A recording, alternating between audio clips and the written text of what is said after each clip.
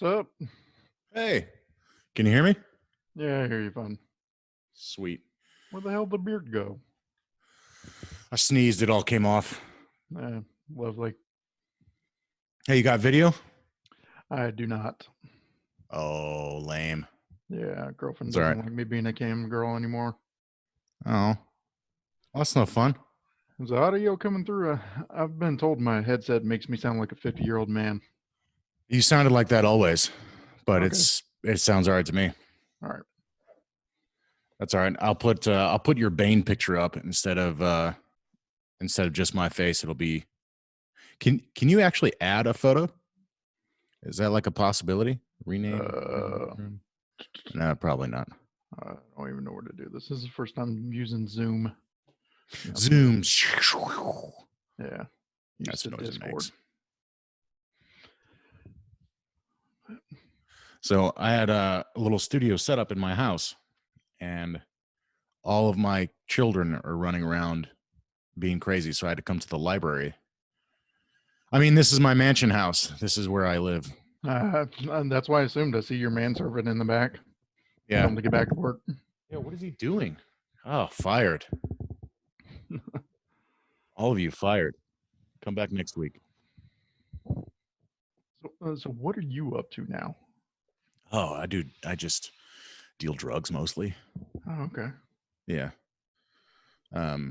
What am I up to? So I do consulting work for the DOD, for DOD, and then I do this whenever I'm not doing that. So that's pretty much what I'm up to. It's a lot of paperwork stuff, like helping people respond to RFPs, things like that. Gotcha. So it's really boring, but it's, I get to stay here and I work remotely for the most part. So that's pretty cool. Yeah. I'm trying to get the fuck out of this safety gig I have now and get back over to the sandbox. Why? I miss it. Yeah. Yeah. You didn't miss it when we met. We weren't doing anything when we met. You remember how we were down for a month? It was so awful. It was so slow. God damn, it was slow. Well, because they initially trying to put us up in that one building that didn't work because we had so much traffic, and then they what was it? The electricians had to come out. I don't know. Everybody came out. Everyone wanted to write reports, and Lieutenant Captain America was just so excited to explore the base and try to figure out what the fuck's where he can put stuff so he can get a good fit rep. Yeah, it was lame. Captain America just got married. So did he? Yeah. Sucker. Stupid son of a bitch. No, good for him. Good for him. You keep in touch with him? Here and there. It's not, all my Marine Corps buddies and contractor buddies are all scattered to the winds. So I've kind of calmed down some. Okay. So you want to get back into it. You miss it. What do you do now? You're a safety guy, so you just enforce safety protocols? I'm an environmental health and safety specialist engineer. So I tell people, don't stick your dick in a light socket. It's bad for your health. Yeah, but it's hot though. Yeah. They were like, it's not in the SOP. I'm going to do it. So I either make SOP changes or come up with engineering designs to keep people from hurting themselves. I'm going to ask you how you got into that, because I was going to try to help you tell your story about joining the Marines, transitioning over into being a private military contractor, and then getting out. Because in a lot of ways, getting out and finding something else to do that pays all right is kind of a win. There's a lot of us just can't fucking find anything that's going to pay like what defense contracting pays. So now you're talking about getting back in, and I want to get to it eventually, but I wanted you to be able to to sort of tell your story. You decided to join the Marines. How old were you when you joined the Marines? I think I had just turned 18. 18, the ripe old age. What made you want to do that? Well, stepdad and dad were both high or senior enlisted in the Marine Corps, so I didn't really have a choice. Right. Yeah.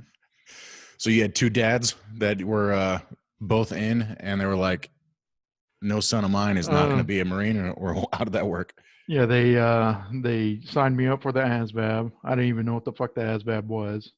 Went in there, hungover, took it, and I guess I aced it for the Marines. That's not very hard. I didn't use a crown. And Nice. a couple months later, I was getting shipped out and did boot camp and all that shit. And then we go to Marines go to combat training for a month after boot camp. It's the unofficial fourth month. And as we're getting on the bus after graduation, we got our orders and shit. And I was originally supposed to be a air support operations operator. And to this day, I still do not know what the fuck that is. And as we're getting on the bus, they're like, "Hey, Nixon, you dumb fuck. Did you get your orders changed?" I was like, "No, I'm a fucking private. I can't do that shit." And they pulled me off the bus, give me the new orders to go be a shadow operator. And get sent out by myself to Huachuca. Huh. Yep. Well, okay. So you went to Huachuca, and what do they do there? I mean, I know what they do there, but Yeah, some other people don't. So I think I was there for a total of 9 months. So it was just the ground class for learning, weather, how to make your tower calls, and how to emplace the system before you ever actually get to touch the bird. And then, So a lot of people don't know like what your position was. So you were in UAVs, right? yes, I was a air vehicle operator and a mission payload operator, so the pilot and the cameraman. Yeah, and you fly little robots around in the air and then look at stuff. Pretty Is that much the gist of it? Yeah. like a pervert. What Yeah. platform? Yeah. What platform was that? That was the Shadow initially. Oh, okay. Yep, in schoolhouses where I got the first call sign for doing something stupid. We were putting one of the planes together or something like that, and the boom had gotten warped in the sun. I said, this isn't sliding on. This isn't going to go on. I need a new one. They said, stop being a pussy, manhandle it, get it on there. Okay, so just spit on it, try to shove it in. Ended up snapping the boom, breaking the fuselage, and yeah. So Mongo. Yep. Yeah. Mongo. That one stuck for a little bit. Yeah, I could see how that would stick. Yep. So finished there. I was technically the honor grad, but since we were Marines on an Army base, Marines could not be the honor grad. So Uh-huh. yeah, that was kind of funny. Technicality. Yeah.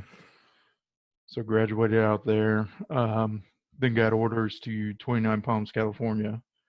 And that's where I was stationed for 5 years with a VMU-3. That's a fixed wing Marine unmanned.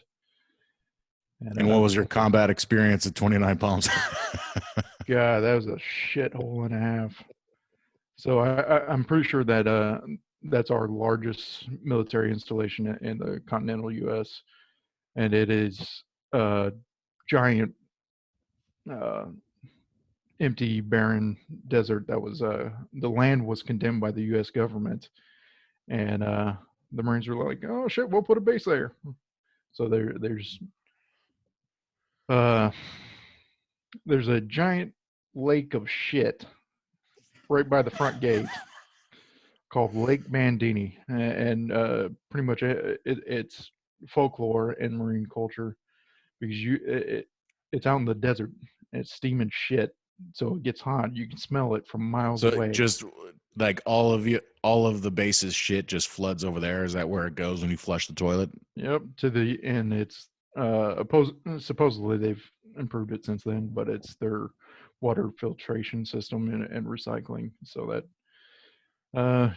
So when it acts up and you're in the barracks, you smell that stank ass water coming out the faucet, and it's got a little tinge to it. They say, "Oh, don't worry, you can drink that."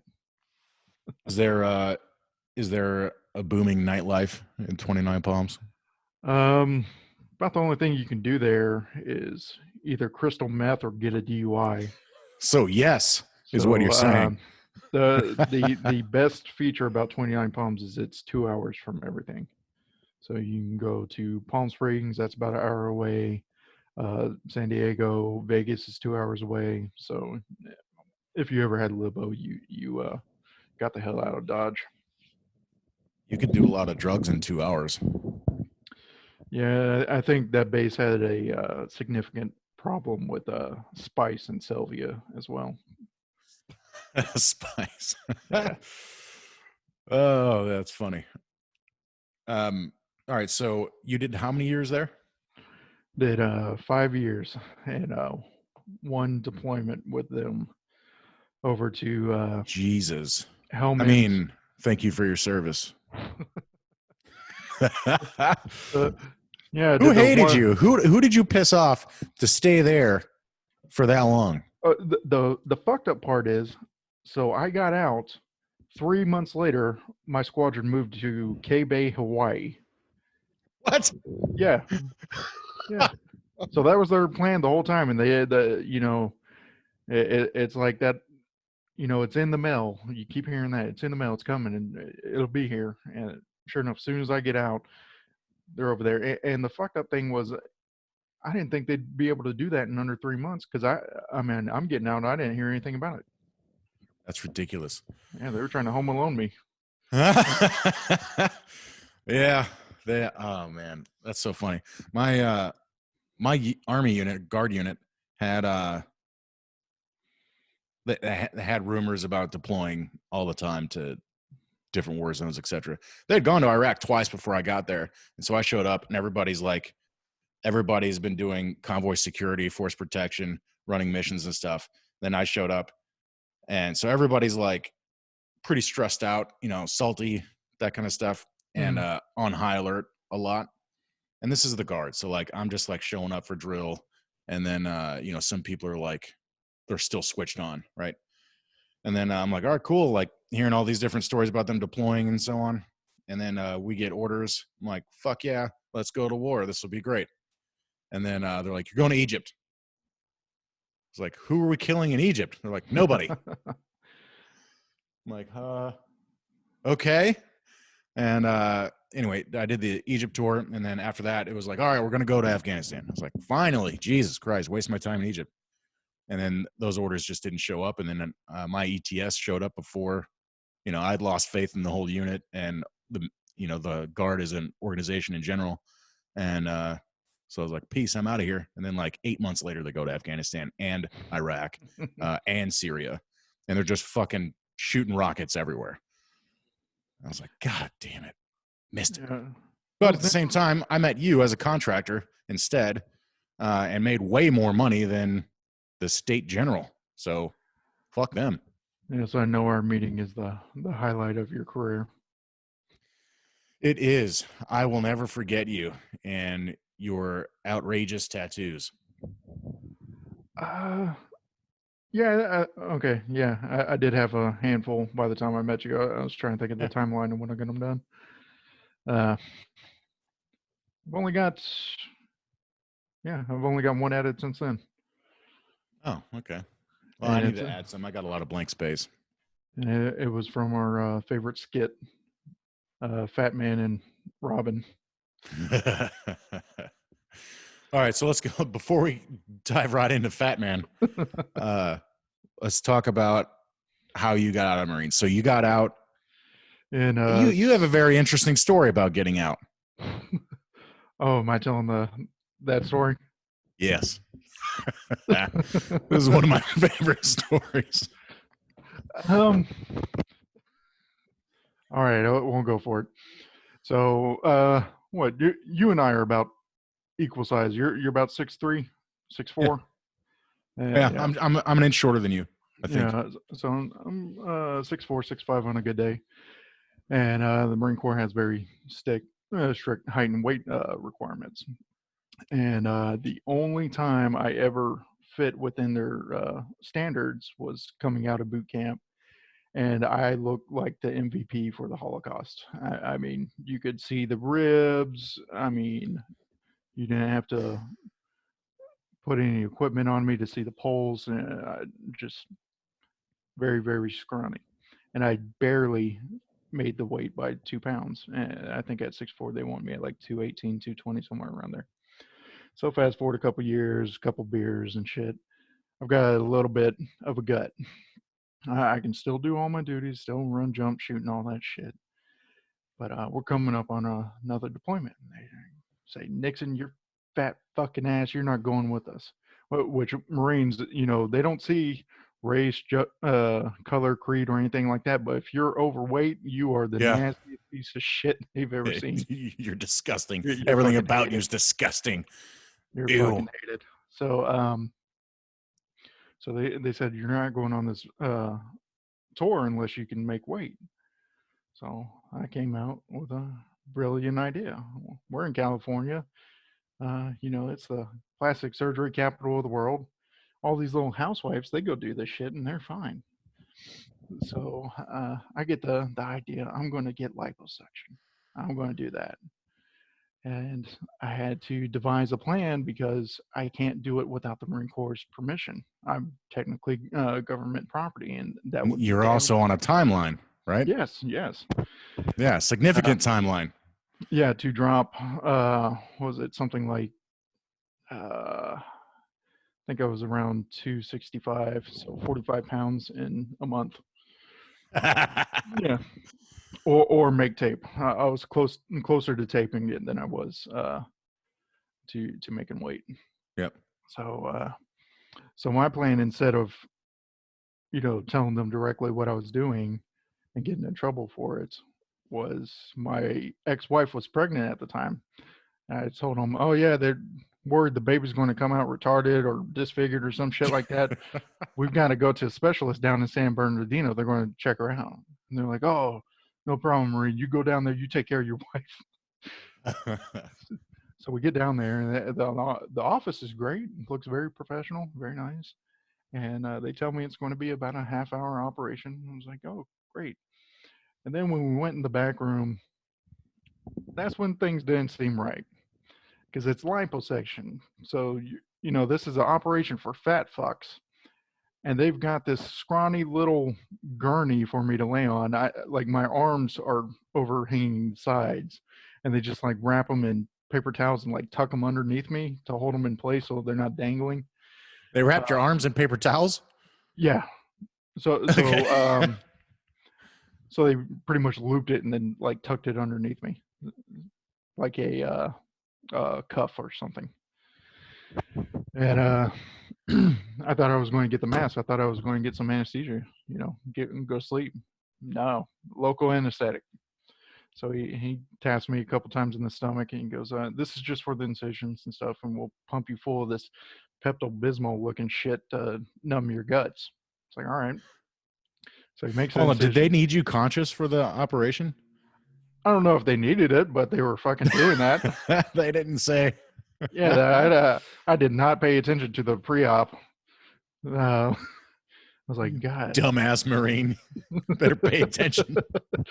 And so they make the 2 incisions in the belly button, 2 on the waistline, and then they stick the plastic tube in me, start pumping me full of Pepto-Bismol and shit.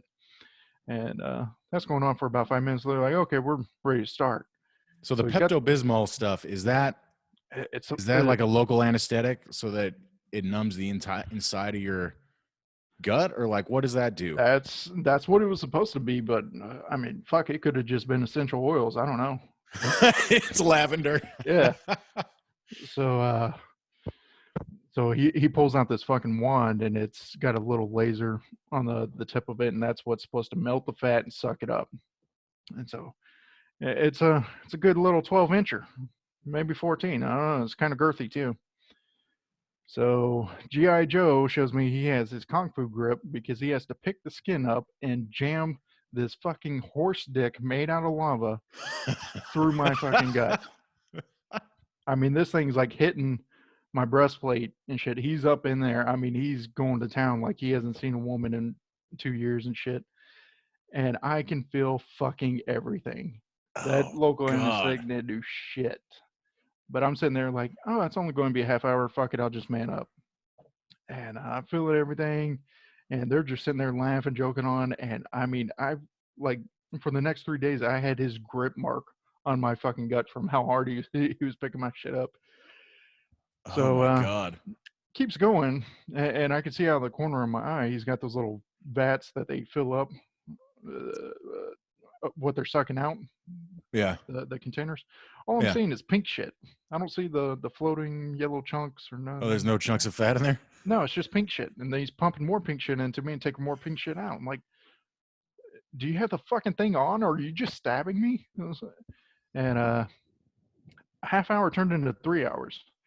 And God. little Dr. Umbutu was like, oh, my friend, your fat is as strong as you, very stubborn. Takes a long time. Turn the laser up. Yeah, so 3 hours goes by, and I see like a few frosted flakes and all this pink shit. It's not much.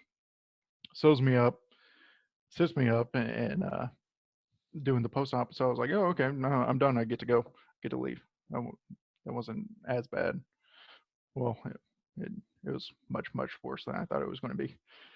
And he comes around the corner with this fucking girdle and this bra. I'm like, what the fuck is that? He goes, your skin is detached from your muscle wall.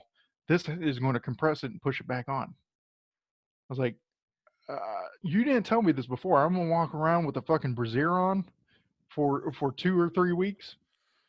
So shit. So I slap that thing on, throw the bra on, and you can clearly see the fucking lines. I'm wearing a sports bra through my fucking t-shirt. And get out of there and head back up to work. Hold on. Go back to whenever he's jamming this lava dildo in your stomach. Do you have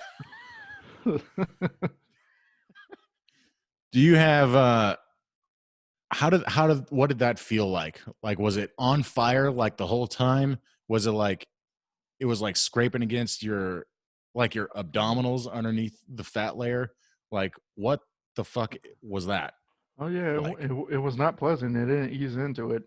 It's not is like that one of the most painful experiences you've had, or was it just sort of like it hurt a lot, but it wasn't that bad? Yeah, it is.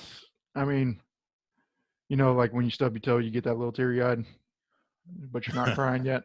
So Yeah. it's about 3 hours of that. So I mean, it felt like someone had a razor blade and they were just like slowly skinning me from the inside. It sounds like that would have been more effective. Yeah, no shit. And Like, you could have done that at home. Yeah, I paid $5,000 for a fucking half-ass job. It's like, goddamn, I got a shop vac at home that sucks better than that thing.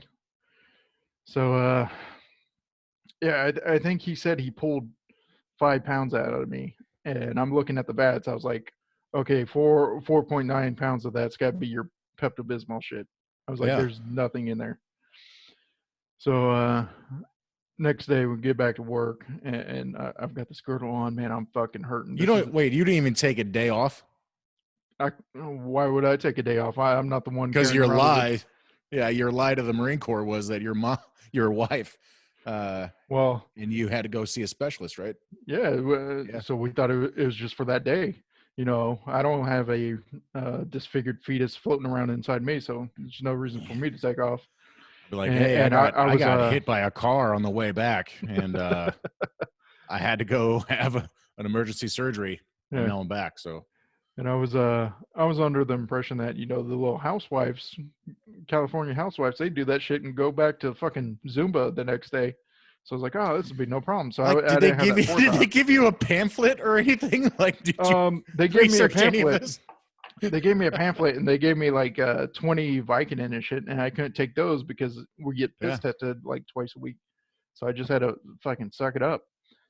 So I got to work and they're like, oh, we got to meet down at the track field. It's like, fucking why? They're like, oh, we got a PFT today, a physical fitness test. Oh, And I'm fuck. like, ain't no fucking way in hell I'm going to do this. So there's only Did they just surprise you with that, or is that like another thing that you didn't pay attention to? a mixture of both. I probably could have known. Someone probably said something, but it wasn't directly to me. So we show up there, and I got 2 or 3 buddies that know the real deal, and I'm like, you guys got to help me cover and shit. So they're like, oh yeah, Nixon twisted his ankle. He's got to go to the aid station. And Master Sergeant's like, oh yeah, sure, no fucking problem. Go ahead, Marine. Go get that taken care of. So I'm driving over there, and I'm like, fuck, Doc's going to call me out as soon as I get in there. My shit's not fucking swollen. Yeah, he's going to call you out. Yep. So I get there and take off the boot. You're a terrible liar. Well, Doc took 2 looks at my fucking ankle and goes, damn, man, that son of a bitch is swollen as hell. Yeah, I'll get you written right up. What? So, yeah. Yeah. So, Navy corpsmen are great, or if you're dying or bleeding, you don't go see them you don't go see them for shit else. Yeah. So this motherfucker, he was like, yeah, your shit's swollen. It's like, no, that's just my regular ankle, but thank you. So I got out of the PFD. But later on that day, the general had come down to talk to the squadrons. So we're out there and standing in formation. Standing up, I'm fine with this fucking girl on. And he's like, all right, I can't see you over, everyone. Go ahead and sit down. So we got to sit Indian style on the floor. So as soon as I start, trying to ease down there, look natural, with that hunched over posture, the girdle folds inwards. So it's caving my shit in like a V fashion. So I can't fucking breathe. I can't push out. And this thing's just fucking ripping at me. I got the hooks digging into my shit. I'm pretty sure one of the hooks is tied onto one of my stitches and just pulling it out because my buddy to my left, he's like, man, you're fucking leaking, because you can see like the blood starting to come out on my camis. Oh God. I'm like, fuck. And it's right near the crotch too. So it looks like I was on my period. Was it painful at the time? So like oh, absolutely. So you're just trying to hide it from your face and trying to slowly get into a like an Indian style position or a crouch position. Yep. And you got this long-winded fucking general that wants to sit there and talk about some bullshit that has no effect on us for about an hour and a half. And I'm just sitting there like, shoot me now. Kill me. It's okay. I'm ready to go. Out the pasture. Ready to go. And that ended, and got out of there, switched my camis, get the blood off them. And fucking had to staple my stomach to get that stitch that had popped. So threw a staple in me. With it just a normal office stapler? Office Depot. Have you seen my stapler? Yeah. Yep. Fucking stupid. It's like one stupid ass plan after another. Yep. So did that, and then then we get back, and a couple days go around, and it's about time to do the make or break. Am I going on this deployment or not? And they surprised me. The staff sergeant says, hey, come with me. We're going to Sergeant Major's office right now. We're going to tape you. We know you don't make the weight, because my weight was not affected at all by my magnificent surgery. You didn't lose like 3 pounds? Maybe, if that. But how many did you need to lose anyway? I mean, you were going for tape regardless, right? Yeah. It was 45 pounds, but I only needed to lose like 2 inches or something at this point. Like I was still working out and eating better. I wasn't just relying solely on this. Hey man, I think you could have done that. Just like dehydrate yourself and ride a bike for like 12 hours. Dude, I was sleeping in a trash bag. I was doing all that shit, eating fucking pine cones. And wait, what? You're eating pine cones? What does that do? I don't know. At this point, you could just be like, yeah. Shoved a bunch of shit up my ass, and I thought I would believe you. Yeah. I blew fucking helium up my ass so I'd be lighter. So, anyways, Staff Sergeant pulls me into Sergeant Major's office and shit. So I've got Staff Sergeant there, I've got Master Sergeant, I've got Sergeant Major, I've got my commanding officer, and maybe one else. So I've got all these senior guys in there. And they're like, go ahead, take your blouse and your shirt off. I've still got this fucking girdle and this sports bra on. And I've got about 5 grown-ass men looking at me like, what kind of weird fetish shit are you into that you're wearing this shit under your work clothes? None of your business. Yeah, and so they're all looking at me, and I can see them, and they're like, the fuck is that? I was like, oh, it's a waist trainer. Take that bullshit off. Get that out of here. Were you at least smiling and laughing at yourself for being in such a weird position? Or were you just like, fuck, my life's over? I was biting the shit out of my tongue, so I'm not laughing. I probably have scars on my tongue. And taking off, they do the tape. Half a fucking inch. Half an inch. And that stopped me from going on the deployment. Oh, sucky. Yep. So while they went on a 6-month deployment, I just got to stay in the rear with the gear watching YouTube for fucking 6 months. With holes with pink shit and blood coming out of them until they healed up. Oh yeah, and the scars were a bit weird on the abdomen. I was going to ask how that worked out.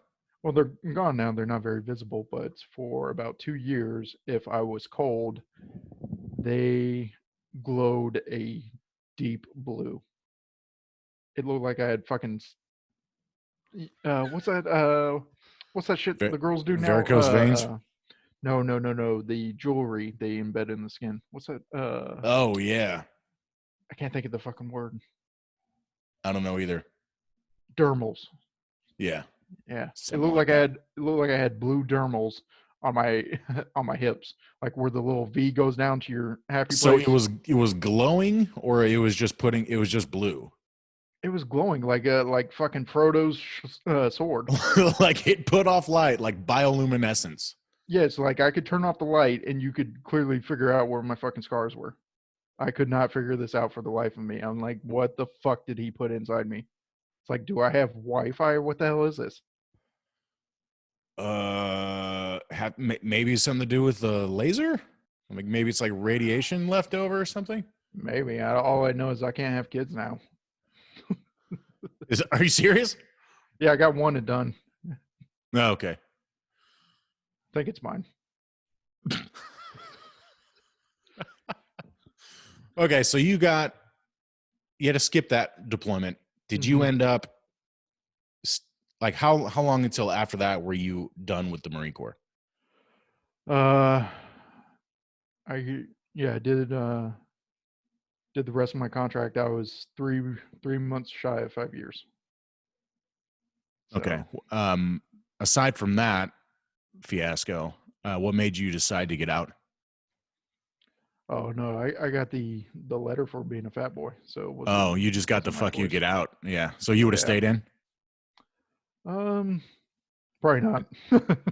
No, I was going on terminal leave a few months, or 90 days after what they got me at. Okay. And so you had to sit around for 6 months for them to get back and then get a letter about being fat, or were you continually fat whenever you showed up? They showed up after their tour. Were you fatter? No. I didn't get fatter.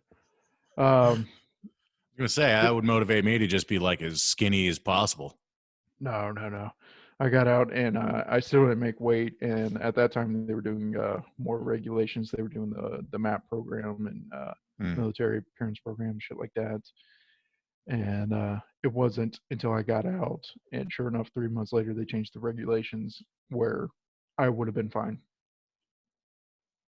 So, yeah, just wrong time. Yeah. So you get your thanks but no thanks letter, and how did you feel whenever you got that? Did you knew that was coming down the pipe, or was there like a little bit you were kind of like crossing your fingers, like, oh shit, don't kick me out? I hope this doesn't go south, kind of thing. They were kind of going through the motions, nothing serious. And at that time, we were doing a military drawdown. They had to what was this, 2012? They wanted to cut I think it was about 120,000 personnel from the military. Yeah. So yeah, they were getting you for anything they could, and it caught my mass sergeant off guard. So he went in there raising hell, but he couldn't do anything. The letter was signed. Yeah, it's funny how the military does that. They're like, "Hey, we're reducing troops," and then like 6 months later, like, recruiting surge, go get them. ASVAB waivers and all. Yeah, waivers for everybody. Beetlejuice, recruit him. Yeah. So, and it's not like I was actually an obese piece of shit. I mean, I'm just fucking half an inch too big is goddamn half an inch too big. Yeah. I think they put that in my my final physical that I was obese. Yeah. Yeah. And then I go do a physical for contracting, and they say peak physical condition. Yeah, well, contracting is different. So let's go into that. How did you find out about contracting in the first place? So while I was in, we did have some FSRs from AAI and Textron working with us. So I was familiar with them. It was all contractors down at the schoolhouse. So I was very familiar with their presence and their recruiting style. So I got out, and I don't even think it was got out in the Marine Corps in September, and I was in with Textron in December. What year was that? 2012. Yeah. So, yep, went down to down south in Virginia for their 6-week training course, and then the very I think it was 2 weeks later, did CRC, and then punched out of there, went to Afghanistan to the same squadron I just got kicked out of. Yeah. Yep. That's funny. And I didn't even know they had a. I didn't even know they had an Aerosonde contract. I thought they were going back over with Shadow. Kind of describe that recruiting process. What did that look like for you? Because I have a feeling it was vastly different for how I got in versus how you got in. I put in the application. 2 days later, I got a invite for a video conference call. Did you do it through? No, you were Bosch. You weren't AAI. Yeah. Yeah. So I talked to their hiring manager. It was maybe a half-hour interview, and he was a prominent Shadow guy as well. So we were just running down the lines, and I knew my shit about Shadow, so he wasn't going to stump me on any of those questions. So past that with flying colors, he goes, "Good. We'll get the contract out to you within the next day or two." Signed that, and it was a very, very fast turnaround. So as soon as they had my signature on the page, they got me up to Maryland, did their onboarding process of about a week, and then down to the schoolhouse for 6 weeks. So they asked you questions about the platform specifically, about Shadow? Yeah, he wanted to know my technical skill with the platform and make sure I wasn't one of those kids that just understood how to read a textbook, that I actually understood the ins and outs of the platform. And they didn't ask me shit. Yeah, that's why I hear from most guys is they just say, "Hey, you want this job? You can do this, right?" They're like, "Hey, you fill out the application. That's 90% qualifier right there. You've got a clearance. Great. You've got the job. Come show up." Yeah, that's basically how it went for me. Yeah, my interview was more of a dick measuring contest. Yeah, I see. Yeah. What were your impressions when you got to Virginia? Like, describe the place in Virginia and what that was like for you showing up there. So did you go through Virginia too? Yeah. For Arizona? So Yep. yeah. Okay, so Blackstone. yeah. they put us up in a little town called Midlothian, and this was about a hour and 45 minutes away from the actual site because there wasn't shit down there. It looked like a Civil War battleground that had not progressed since the war. I mean, everything's run down, little shacks and shit like that. I mean, their best feature was they had indoor plumbing in Yeah. some of the buildings.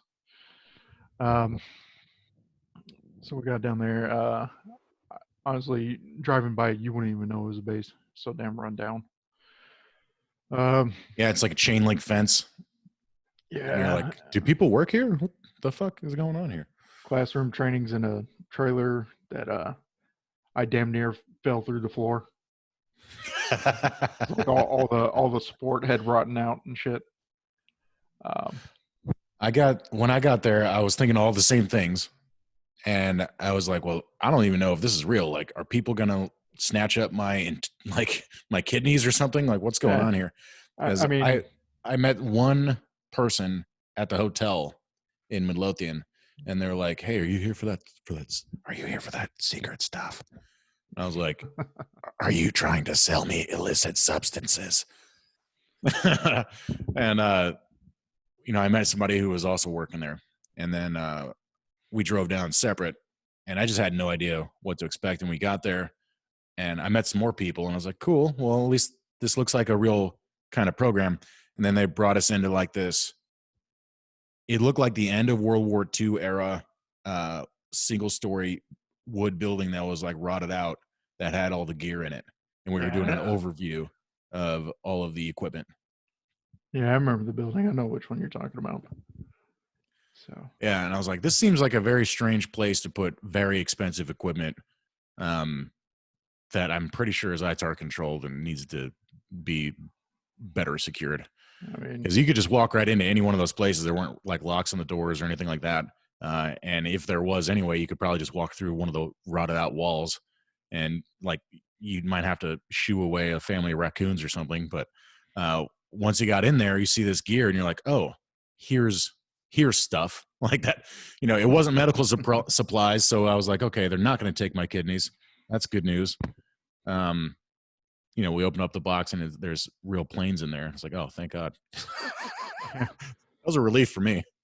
I mean, the setup was similar to a Craigslist porno shoot. I mean, that was about the quality. How sketch. Yep. Yeah. Wicked sketchy. And what time of the year did you get down there? It was just starting to get cold, so I'm not sure. Yeah, it was about the same time for us when it started snowing and shit. I think you were a class in front of me. No, were you the class that got laid off? Because a program manager came out there and laid off 2 classes. No, that wasn't me. I got fast tracked. I only did like 2 or 3 weeks there. You might have been deployed me. I think you were the class ahead of me. Oh, okay. It all blends together. Yeah. Yeah, I knew nothing about UAVs virtually, and then I did well enough on all the tests and stuff. Shout out to Huge for helping me out, and he helped me study a lot. I ended up putting in a lot of hours, like 14-hour days studying, because basically I was wholly unqualified to be there.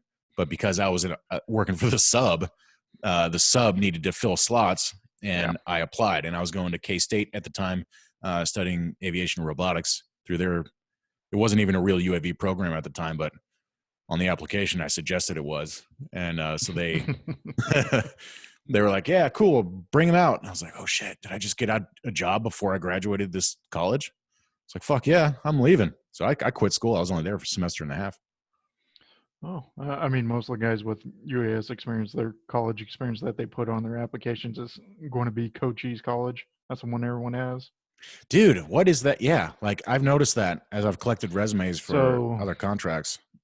The schoolhouse in Fort Huachuca, which is Sierra Vista, Arizona, they have a local community college there that will give you credits just for going through your course. It's like $40 and you get like 12 credits or some shit That's like an that. interesting drug deal. Yeah.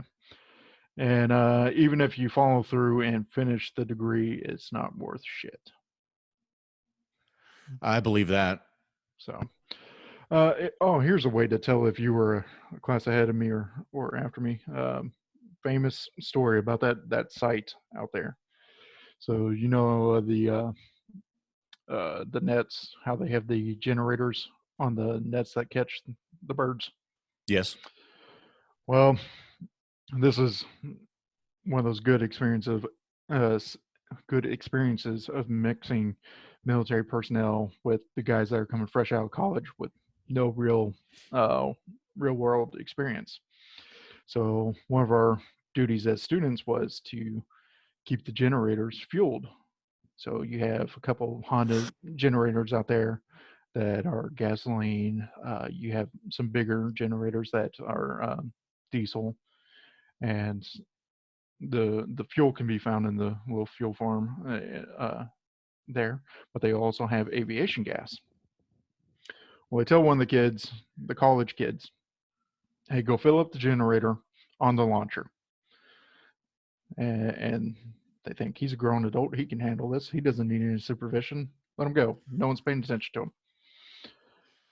Until about a couple minutes later, there's a roaring jet sound and about a 3-foot flame coming out of the exhaust on the generator. Sweet. On the launcher. So this kid had put aviation fuel, filled the whole tank on the generator. And the thing was melting the fucking launcher. So they're freaking out. They're trying to come over, shut it off. They're hitting the emergency shut off. It's not doing it. That thing's got a power of its own. It's just rolling over on itself. So hold on a second. Yeah. Let's describe the launcher. So with the LRT was a launch and recovery trailer. It's a unit put together so that you can launch and recover these aircraft. So without it, the stuff doesn't fly. You can't do your mission is fucked if you don't have a launcher and a recovery system. So if it's on fire, it's a big deal. You'll have to get another one, or if you don't have another one, you're just hosed. But anyway, continue. Yeah, slightly important. Yeah. But the other half of the mission. So they're trying to figure out how to kill this generator. So they come over with the channel locks and they try to choke it, and that's not working. So finally, what they have to do, which thinking back on it was probably a stupid fucking idea, but it worked, was they cut the fuel line. Which, okay. No more fuel going in. Did they divert the fuel into something else or plug the hole or anything? I think we just got lucky because they didn't have a bucket out there or anything like that. They literally pocket knife cut this shit, and it was pissing on to the launcher. Luckily, it was far enough from the flame that it did not catch. That is amazing. Yeah, I was not there for that. Yeah, so I was a class after you. that and we had to have a little pocket sit down class with grown adults to teach them the different colors of jerry cans. That's interesting because he should have known from his aviation experience that wasn't avgas. Well, at least they taught me that at K-State, and I didn't even get my pilot's license there. Well, you got a good education, boy. Yeah, worth every penny. No, wasn't there for that. There weren't any big incidents really at all for my class, except for they fast-tracked some people. So some people, like I had one launch. I didn't even land the aircraft, and then I had about an hour and a half or 2 hours max of PIC and payload time, like combined. So maybe an hour of each if I was lucky. Just enough to get like confident with if I'm send the aircraft to a different waypoint, it'll actually go there. And then this is also how you pan the camera around. And then after that, it was like, bye-bye, you deploy now. Yeah, it is a lot faster compared to what I got on the Marine Corps side, but if you already had some prior experience, it was pretty easy to pick up. How many weeks did you stay there at the schoolhouse for training? 6 weeks. 6 weeks. That was it. Maybe a few days spillover for snow. Yeah. Yeah. Then went home for a week, and we got sent to Indiana for CRC, and that was fucking miserable. I didn't go through CRC. You didn't do that the first time? No. Yeah. No, I actually just went through CRC like 2 months ago, 2 or 3 months ago, and that was my first time doing it. So you went to Indiana? Yeah, they made us go out there, do the retard test, do the physicals and all that shit, issue us the gear, which I still have to this day. Like I asked them, do I need to turn this in? They said, no, it's not on our records. You're good. We went to it was a private company that did all of it. I want to. It wasn't. I don't think it was the Academy Blackwater location. I can't remember where it was, but I know that it was wicked fast. We're done in like 3 days. And that was because we had to sit through briefs. It wasn't bad though. I thought that's how everybody deployed. And then turns out no. Usually it's a week-long process and it's a nightmare. I think it was 3 days for us, and we had a little bit of an incident. Oh, so what'd you do now? The last day there, we're done with all of our stuff. We're just waiting to get on the plane and head out. And they tell all of us, don't go out drinking tonight. Yeah, Don't okay. drink. And of course, everyone's, yeah. So, I mean, luckily for them, there wasn't much variety because there's more cows than people where we were. And the only place to drink was the Oak Club on base. So we went over there, had a few drinks, and went back to the squad bay to sleep. Well, one of the guys had a little bit too much to drink, and he gets back to the squad bay, and he's top rack. So he hops up there, and I think I see where this is going. Yeah, he drunk rolls over, falls out the rack, right on his shoulder, crushes it in. Ooh. But of course, he's not going to say shit. He's not going to go to the dock because we weren't supposed to be drinking. Yep. So we get on the plane the next day, and shit, and he's hurting and crap. And the first stop is in Germany. So we get off. We get off the plane. We go in, and we're talking to him, and we're like, "Hey man, you okay? You good? Can you move your shit?" And he goes, "Not really, man. I don't have full range of motion." And we're like, "Well, how high can you raise it?" We're in fucking Germany, and this dude does a goddamn Hitler salute. He goes, I can lift it about this high. Yeah. Like, put your fucking arm down. Yeah. He didn't think that one through. That was good international relations there. Did anybody take offense? People see it? One lady scoffed at it. How do they test their arms if they have shoulder surgeries in Germany? Got to be able to do that. I bet they bend it. I bet they reach out first, like straight arm, and I bet they like bend it like that. No, they probably just dab now. Oh, yeah, throw it out that way. Definitely. Yes, politically correct. That's exactly what. So Germans killed the dab then? Guess so. No, they didn't. It's still alive. They're the only ones keeping it alive. That didn't make sense. All right, squeakers. So you joined the dark side. You finally get deployed. Yeah. And then when you get there, what was it like showing up at your first location? Was it what you expected, or did you already know about the location because you knew people that, like the contractors that, you'd met before? Like, walk us through that. What did that look like? I knew a handful. I knew the base we were going to. It was the one I was deployed at while I was in the Corps. It was Camp Dwyer, or Fob Dwyer at that time. So I got out there. I was already familiar with the area, the AO. No, can't read it. A little fuzzy, It's my Dwyer shirt. Everyone thinks you're just saying Dryer with the lisp.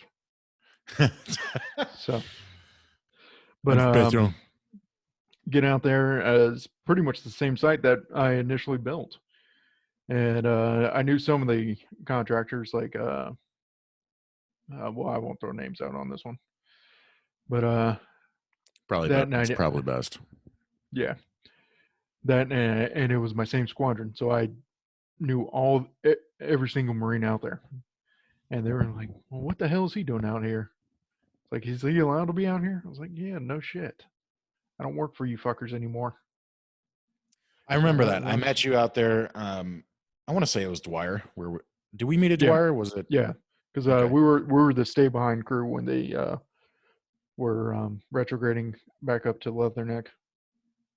Yeah. So I was in Leatherneck, Dwyer, and Payne. You And had just came back from Payne. okay, that's what it was. Yeah, Payne So, shut down. That was an interesting time. You just wake up and shit's gone. You're like, what the yeah, fuck?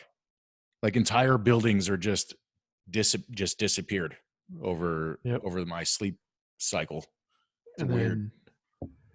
then we had the full crew at Dwyer for maybe a month or two until they started pushing up to Leatherneck, doing their site up there.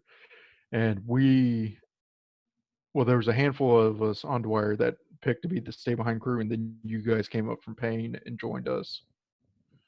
So I think there was like a total of 6 of us, Was 6 it you operators. handing us aircraft? Yeah, And so it was you drawing dicks with flight maps. absolutely.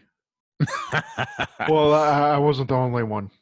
I'll say that. I, I wasn't the only one. describe how that works, because people don't know how UAVs work sometimes. So kind of walk us through like how you can give somebody an aircraft remotely. We call it a handshake. So most aircraft primarily have um, two bandwidths that they're receiving and sending information on. So once we get into range of each other's dish, satellite, whatever tracking system you have at the time, um, you want me to talk about the silent handoffs? We'll usually have some kind of SOP that will have a designated zone that we will fly there. These guys should have signal by the time we get there. We'll spin the camera around or something like that, shake the plane, do something to kind of give them a visual indicator that we're ready to do it.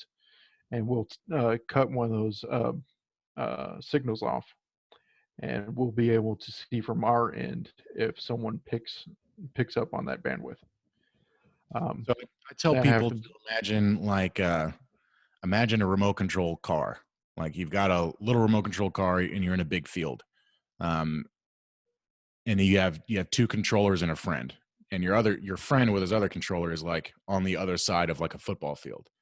And you only have, say, 60 yards of range. So you've got a 10-yard bubble in the middle of the football field where both radios can control the RC car, right? So what I tell people is, I would drive it to the opposite 45-yard line, and then the other driver would start giving it commands and moving it around. And as soon as I saw an indication that they could move the car, then I knew that they had it, and I would just turn my radio off. That I found with people with no experience, like a lot of the people probably listening, is one of the easier ways to explain it, because I mean, people don't know how UAVs work. They think it's all magic. Yeah, yeah. We pretty much send it up into the air and say catch. Yeah. Basically, you send it over to the 45-yard line or whatever, and then I'll just pick it up whenever my system senses something over there. Yeah, and so when you do that, the aircraft will have like little flight plans from the previous operator. And if it's you on the other end, Nixon, then that flight plan will look just like a big veiny dick with probably way too many waypoints on it, because there wasn't much to do, and sometimes we all got bored. Well, you I think with Aerosound you were limited to what 100. It's been a few years, but I think the cap was around 100 or 120. Yeah, now it's 99. Or sorry, Okay. 999. Sorry. Oh god, that's gonna be a magnificent dick.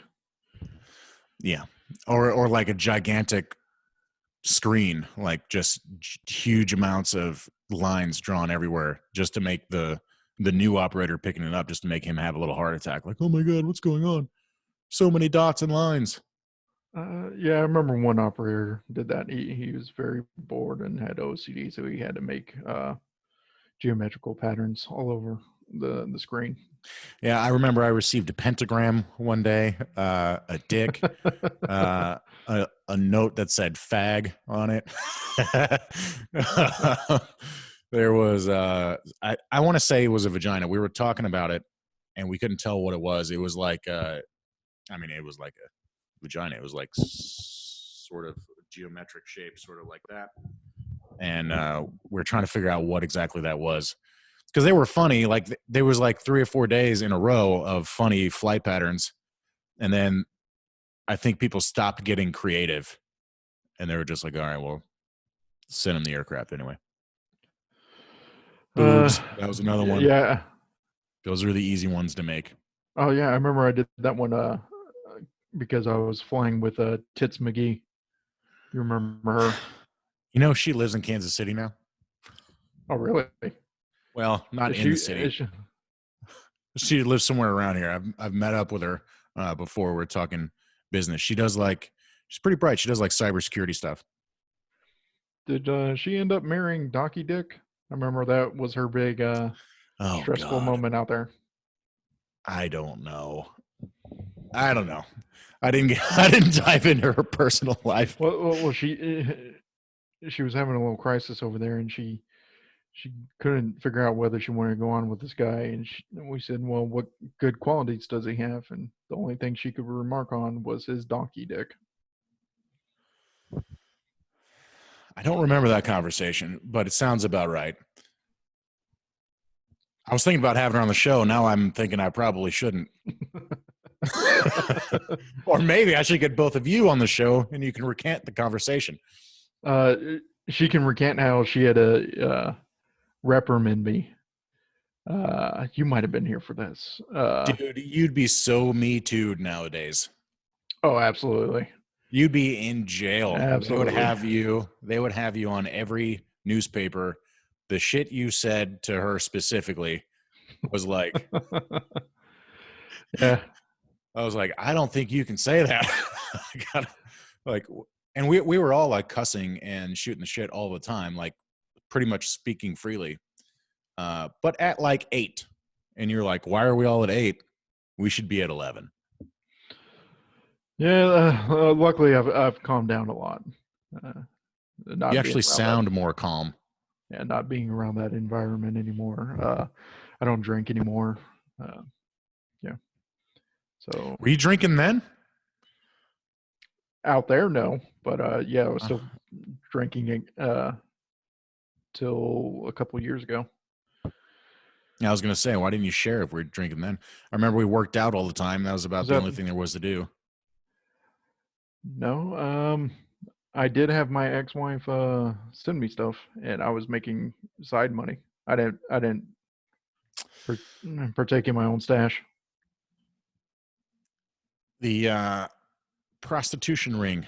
Did you know anything about that? Yes, the fucking barber shop that got shut down. Yeah, you go in there and ask for like a number 3 special or some shit. Yeah, I got to get that special. Yeah, yeah. There was a lot of people with fresh haircuts going back for more haircuts. Yeah, the laundry was ran by the KGB. I remember that. There's another incident too. Like I desperately want to talk to people who ran those operations or who were a part of let's say purchasing services or supplies, because to me that's all part of this stuff that we do as contractors. Like, you're on the dark side of humanity for the most part. You do war for a job, and you don't have to. You do it because it pays well, or you're bored, it's exciting, etc. Like, a lot of people do it for different reasons, but it's mostly for greed and a little bit of adventure. But yeah, whenever you get a bunch of us together, it's like you don't really know what's going to happen. And God, stuff like this pops up, little drug rings, little alcohol sale things going on. Then all of a sudden you got a whorehouse. Then all of a sudden the mafia shows up and you're like, where the fuck are we? Like, how did this happen? Yeah, my whole class almost did not make it out there because of a strip club incident before we left. How many So, incidents were there with your class? It was just constant. It never really stopped. Who else was in your class? You know most of them. I know. All right, yeah, don't say. Most of them. So they someone came up with the idea, let's go to a strip club, our last couple days in America and stuff. Yeah. So we go out to this one, and I think it's in Baltimore or something, because you can't find a decent strip club in Virginia. So we go in there. One dude who I'm fucking sure he was a damn virgin. Because who the hell goes to a strip club, sits down at the bar, and orders an omelet? Like, he's just sitting there eating, not drinking. They have omelets at strip clubs? Apparently. Do they have free Wi-Fi? You don't know. You don't know where that signal's coming from. But so he's at the bar eating. Me and the guys sit down. We're having a couple beers and shit, and they're all fucking wilding out over these girls. And one of them comes by, and she's shaking her ass in their face, and they're all getting up close and personal. And I'm backing away, and they're like, "The hell's wrong with you? You gay or something?" I'm like, no, man, look at her. Her asshole's blown out. Shit looks like a pink sock. Because the fucking light in there, you can't really tell. So yeah, they get keep her it dark off. on purpose. So they start chanting at her to get off the fucking stage. She probably does tricks though. Yeah, she came and grabbed one of the guys who I know you definitely fucking know. Take him into the back, started blowing him, and he's crying while he's getting a blowjob because he just broke up with his girlfriend. Oh no! Yeah, and then this black stripper comes out. Beautiful girl. Text me who that is. Okay. Black stripper comes out. She starts dancing, and she's one of those strippers that's like really athletic. So she goes straight to the top of the fucking pole and is hanging upside down there. And we have a white guy, a little too drunk, whips out a dollar bill, starts waving at her. Dance for your dollar, monkey. Like, oh shit! I almost said his name. Oh man! And we're all like, stop! What the fuck is going on with you? So this time the bouncer notices us, and he's like, "No, you gotta get out of here with that shit." Plus, another guy sitting right next to us is asleep. He's like, "I'll let the blowjobs slide, but this is unacceptable." So that plus the guy sleeping on the stage, like out. Jesus. So I gotta pick him up, throw him over my shoulder, and we're walking outside. And that's when he decides to wake up and reach back for the door. He's like, "But she said she loved me." So yeah. And then we spent 3 hours looking for the hotel because Virgin Boy, who didn't drink, was going to be our DD, did not know how to get back to the hotel. And this is I think all of our cell phones were dead. Oh, what a fun evening. Yeah. That sounds pretty par for the course, to be honest, though. Let's see. I do remember now where I went through CRC. It was an issuing facility in Pendleton. And I remember that because of the strip club we went to in San Diego. Oh, Hustlers? I don't know. Okay. I don't know story names. From there, too. Oh, yeah. What's that one? That one's unrelated. Okay. Do you know Ashley? Ashley Secret. Are you on the East Coast right now? Yeah. You're on the East Coast, right? Yeah, I'm in Virginia. Okay. So I'm unfamiliar with the strip clubs in Virginia or Maryland. I think we got one, and she's been working there for the past 50 years. So, yeah, like a real professional. Yeah, seasoned, like fine leather. Ugh, gross. I mean, good for you, girl. Work it. empowering women. All right. We need to talk like offline and get some names, because I know there's some other good stories out there that I want to hear about. Some of the prostitution rings in the Middle East. I'm And convinced I there's know who one of them was. Okay. There's a story that I want to talk to somebody about, specifically about prostitution in one of the locations where we were at, that I was involved with, sort of indirectly. I'm a little naive, I'll be honest, especially at that time in my life where I'm like just kind of floating around like, yay, America's winning wars and I'm a part of it. And so I may have accidentally facilitated some of the Johns there. But I want to talk to the other person who was involved before I tell that story, because I want to get him on the podcast and see if we can recall it together. It should be a pretty good one. It's I got one story I want to. It's my favorite story from our deployment together. I want to see if you recall this. So we were down at Dwyer. We were the satellite site, so we would pick up the bird and go further south and do 12 hours of ISR down there. And I remember our 12 hours is up, and it's time to bring the bird back, but it's going to be about a 2 to 3 hour transit time to fly from that far south up to Leatherneck. So I decided, we have a great tailwind. RPMs are looking good. Yeah. Let's crank the speed up. And it's not like I was hurting the aircraft. If at any point I was doing or seeing any adverse signs, then, I'd knock it off. But everything was holding strong. So I was going at max airspeed all the way back home. I think it's also important at this time to preface the story with engine failures were commonplace at the time. They didn't, for some reason, they weren't like scarring the engines correctly out of the manufacturer. And people were dropping these aircraft like left and right. So like the engine would just quit and you'd have to ditch it someplace in Zombieland out there. So full speed ahead is not really a good idea if you've got probably a batch of aircraft with questionable engines. Sorry. I don't think the engine problem started that early. I think it did, because I got there and the first time I sat on a flight, the engine died upon landing. And Dreer was flying that one. It was our first flight together. Anyway. Well, anyways, it was really the winds at altitude that was carrying the airspeed. So I wasn't at the upper limits of the RPMs or anything like that. I wasn't putting any stress on the engine. Okay. So everything was great. We were getting the bird back fast, and I wasn't doing any harm to it. And so we finally get the bird within range for the main site to pick it up. And not the site lead, but his little minion, another college boy that I remember him. Flew. Yeah. Starts blowing up the phone in the COC. And someone picks up and they're like, "Who the hell's flying that bird?" "Oh, Nixon is." "Put him on the phone."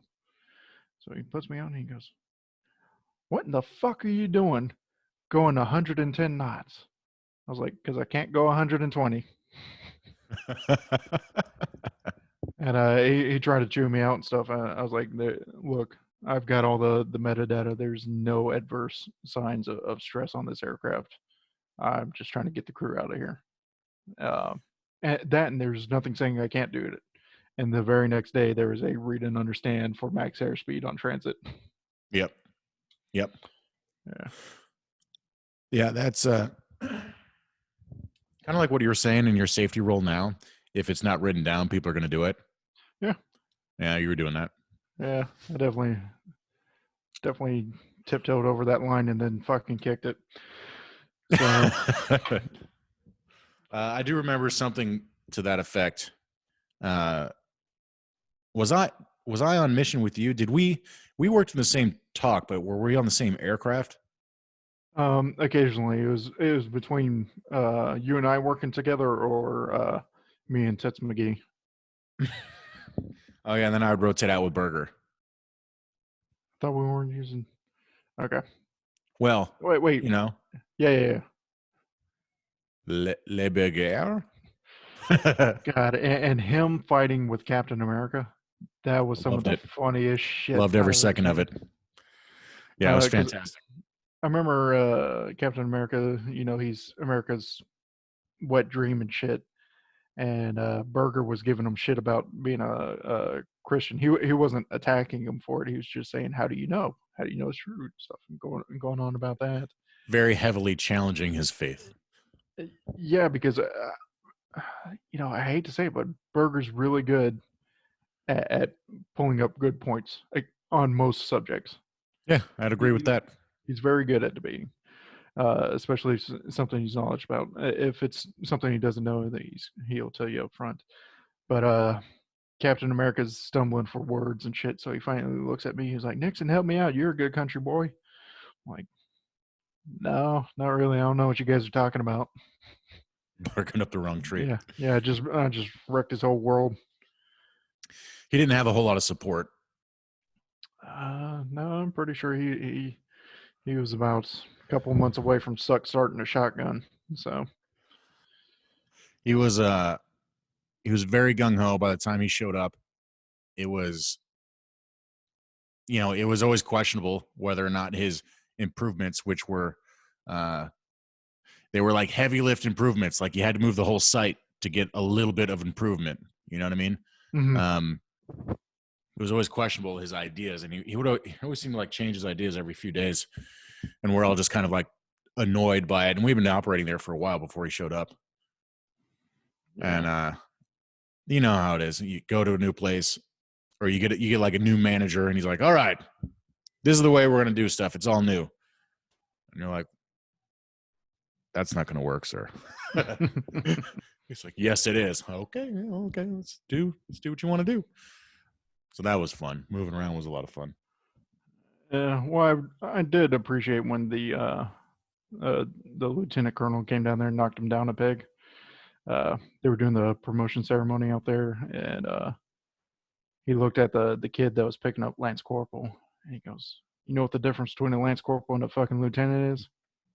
The Lance Corporal knows he's not in charge," and just shot him a little eye. It's like, oh, that's perfect. I wonder if who's that, Lieutenant Colonel? That was the tall dude, right? Yeah. Yeah, he was. I liked him. Yeah, he's a cool dude. Good guy. I got along with that guy. There was a few times he came in on mission when we were doing stuff, and he would look to the air crew for answers because he was because the intel person on mission would be sort of stuck between a rock and a hard place where Mm-hmm.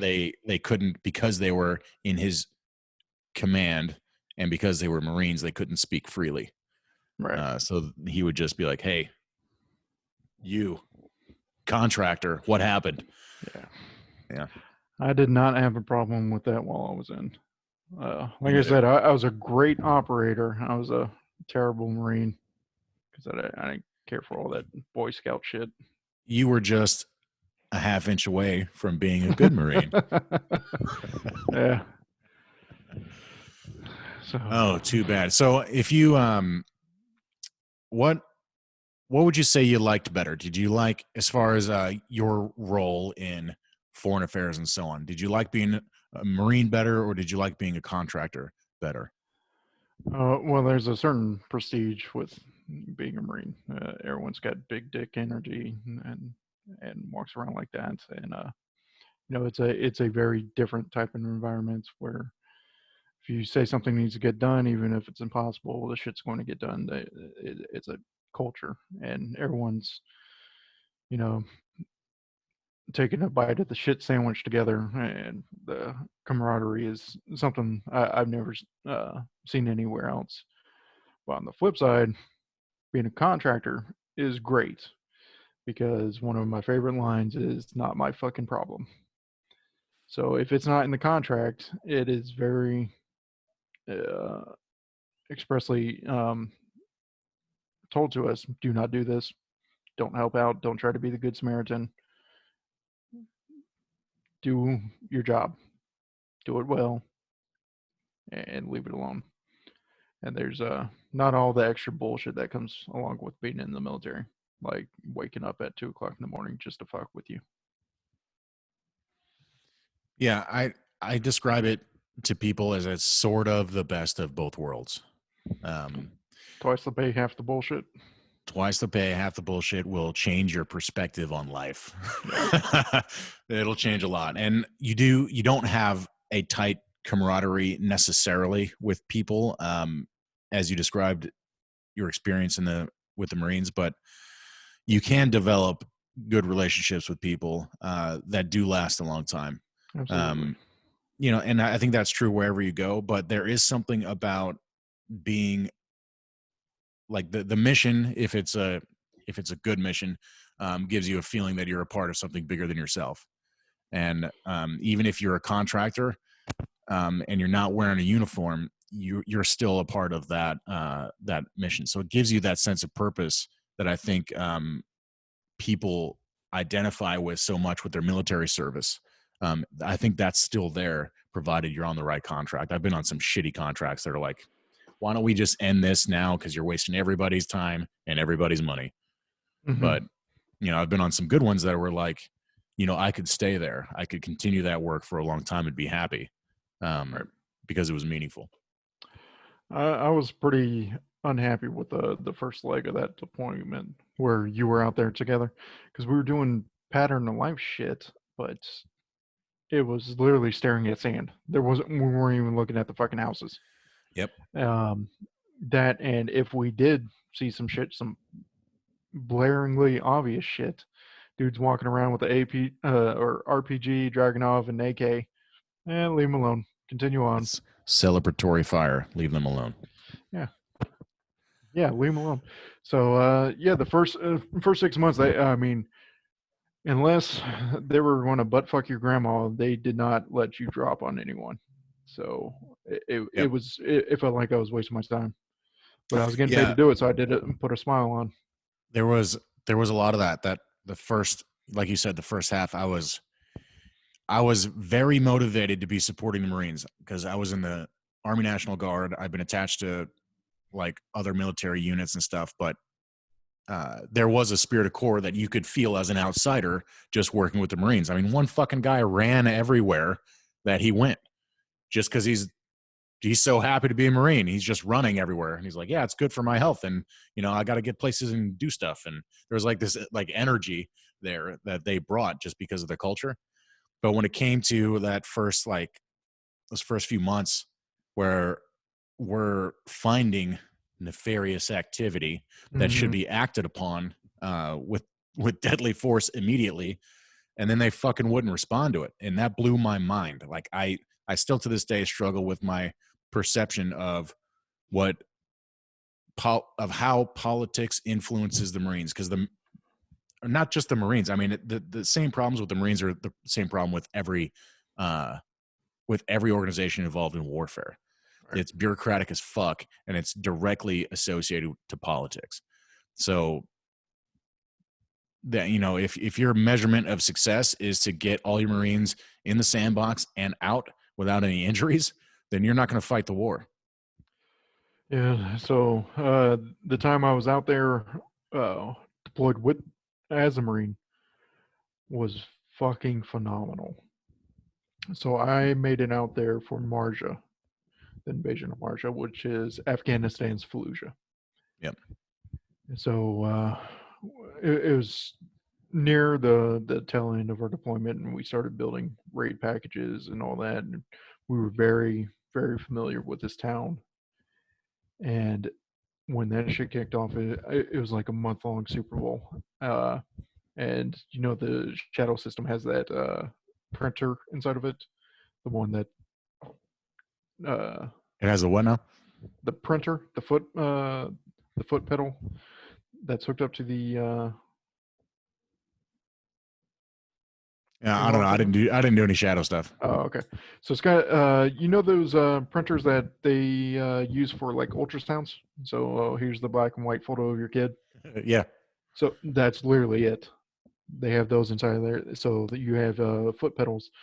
Well, one's for like talking out on the radio, and one's for that printer. So you take a little screenshot. So during And it Marja, prints it inside the plane? no, inside the GCS. Oh, okay. I'm retarded. All right. Yeah. Yeah, we're flying around with fucking dropping Polaroids. That sounds like a bad idea. No, during that month, they wanted anytime we were blowing something up to, print one out for the Intel Bubbas so they could keep that. Well, I'd always double tap it, and I think I was the only one that did that. So I have a scrapbook of all my drops. Oh, nice. Like an art portfolio. I want to show off my work. Yeah, there's a lot of that. How do you? So I'm sure you just keep it around someplace. There's a lot of us that keep that stuff around. What are you going to do with it? You just get it out like on sometimes like when the moon is right, you get them out and you look at them. I actually pat them against your face, maybe rub one out and then go back to bed or what? Yeah, that's the highlight reel.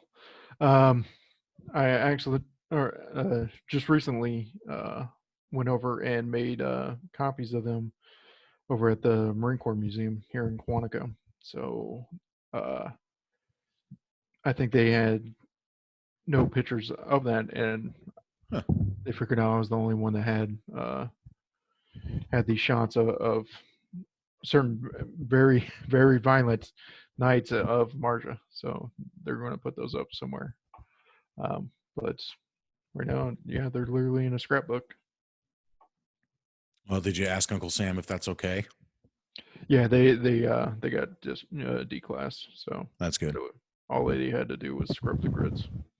There are loads of, like, I don't know, like probably years worth of video footage of shit that contractors have that's just like floating around out there that WikiLeaks has not gotten yet. And I'm like, you guys better never plug that shit into the internet. Like, you now have a deployment computer that you cannot connect to the internet. Otherwise, you're going to FU in the A prison. Yeah. Throwing puppies off a cliff will be the fucking least of their worries.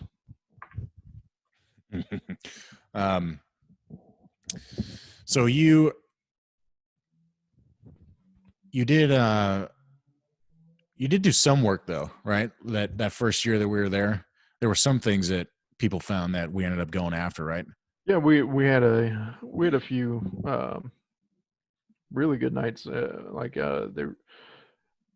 I think it started off, it was dumb as shit because you see little Taliban Sam low crawling for about a quarter mile out in the open road and shit.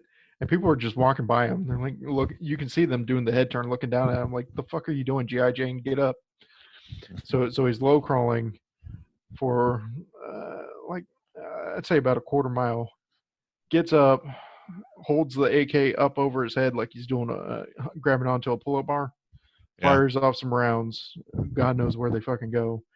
He drops the rifle, runs, forgets he dropped the rifle, comes back, picks that up, starts hauling ass to a mosque.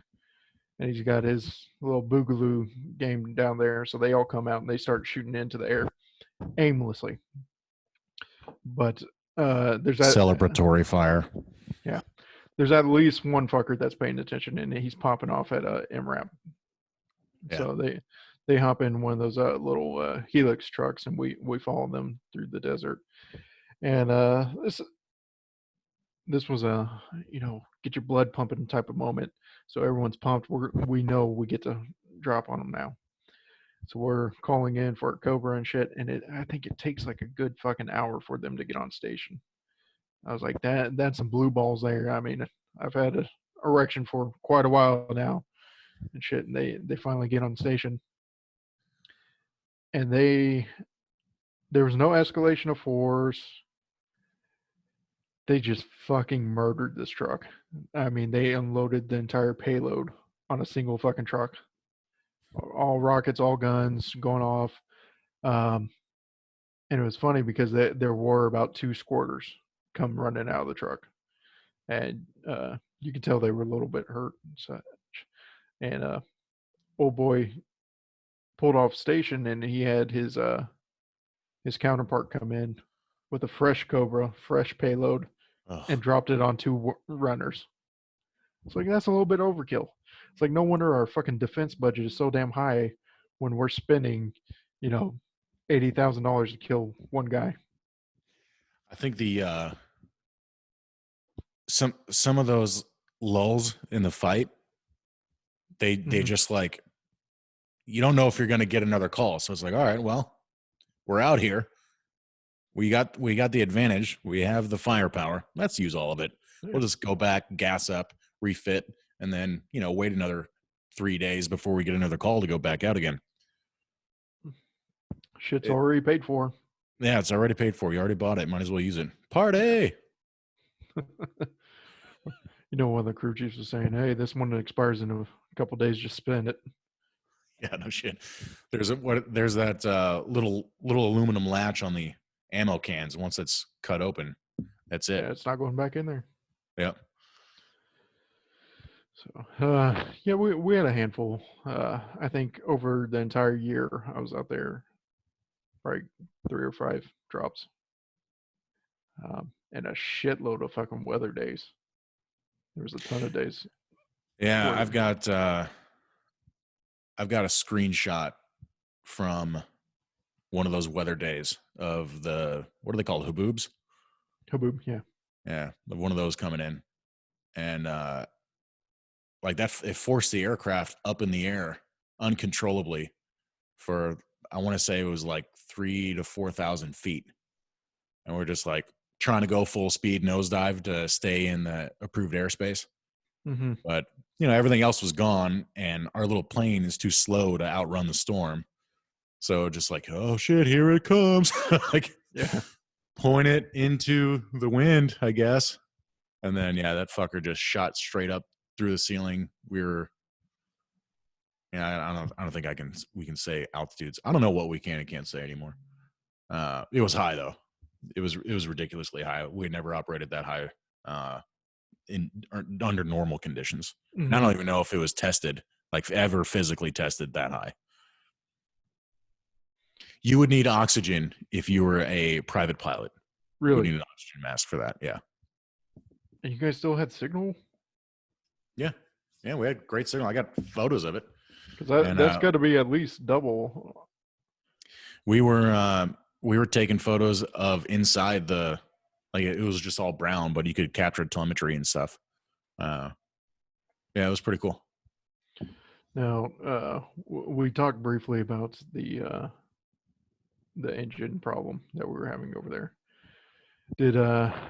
Did you ever get to the part where, I know you had to come back from deployment for a bit. Were you out there when they shut us down, did an investigation? I want to say I was gone for a funeral at that point. Yeah, that's why you had to take off. So what had happened was we were losing birds here and there for a while, and then it got to the point where we were losing 2 or 3 a day. The engines were seizing, and they were just falling out of the sky. And this carried on for about 2 or 3 weeks before the general was getting tired of the reports and said, stop fucking launching these damn planes until you figure out what the hell's wrong with them. And when we figured it out, it's pretty fucking funny.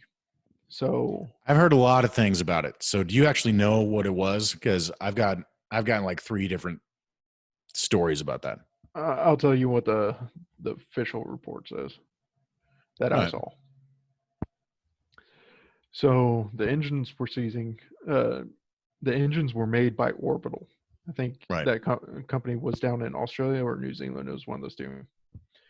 And they also made their special oil that you had to use for that engine. Well, it was made subpar and had some water molecules in it. So that was causing the engine to seize. The oil did? Yes. And they sent out a oil filtration system to us. to run all the oil through this machine before we put it in the bird. Okay. So like dialysis for oil? Yeah. And that's when the problem really got bad and they started falling out of the sky because that fucking machine was pumping more water molecules into the fucking oil. Oh my God. It's making it so much worse. So that's why they were all seizing. So I heard that they hadn't done proper scarring of the engine cylinders before they sent them out. That might have been a contributing factor, but I think the oil was the big one because as soon as we switched off from that, we didn't have the problems anymore. That's fascinating.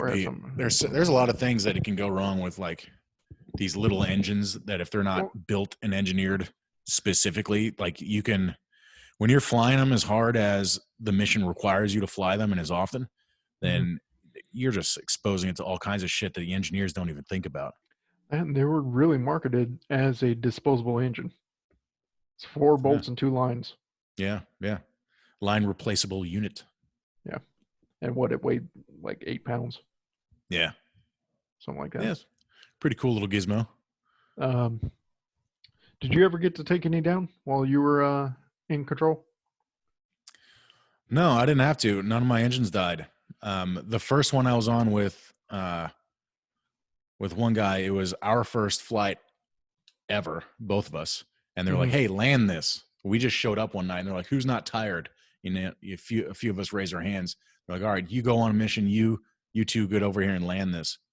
And so we go to land it, and then engine died upon approach. Nice. And that was the only one that I was a part of. Otherwise, I had been on mission as a payload operator and across the talk with other operators who had all lost aircraft. Now it was just like at any fucking moment, it's going to be my number, you know? So I was always going over EPs, emergency procedures, and practicing and shit like that. Cause I knew it was coming, and I just didn't want to be hung out to dry as a shitty operator that whenever my engine shows signs of imminent failure that I didn't respond appropriately. Right. I had 2 go down and I was excited and pissed about it because, you know, your reputation is everything out there. Yeah. So while in the Marine Corps, I had every conceivable emergency with the Shadow, and I safely recovered all of them. I did everything perfectly, and every single time it was mechanical error. And so I was considered one of the senior guys, one of the seasoned operators and shit. Then we get out there with the Aerosonde and that little piece of shit. And first crash, not my fault. Not my fault. It was actually the fucking crew chief that crashed my plane. Spoken like a true operator. Oh, this one without a doubt.